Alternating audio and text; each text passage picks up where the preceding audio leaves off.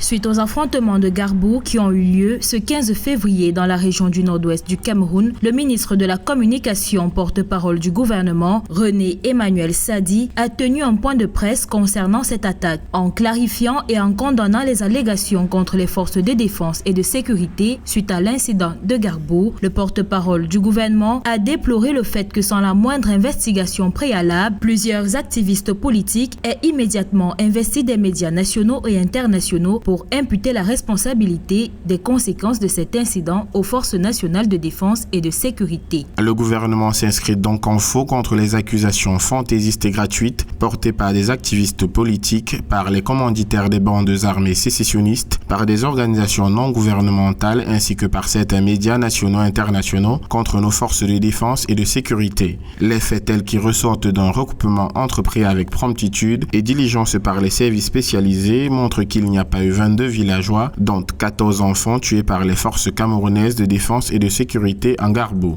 Le drame qui s'est produit a fait 5 victimes selon le gouvernement, soit une femme et 4 enfants. Il indique d'ailleurs que les populations de Garbou ont alerté les forces de défense et de sécurité le samedi 15 février 2020 au regard de la présence des sécessionnistes dans la localité. Déployés sur place en opération de reconnaissance non loin du repère choisi par ces assaillants, les éléments des forces de défense ont été violemment pris à partie par un groupe d'individus lourdement armés. La riposte professionnelle des éléments des forces légales a permis de neutraliser cet assaillant et mettre en déroute d'autres membres du groupe sécessionniste. La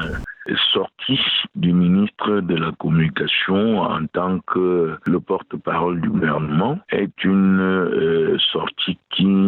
vient après 2 autres sorties. Premièrement, un compte rendu du ministère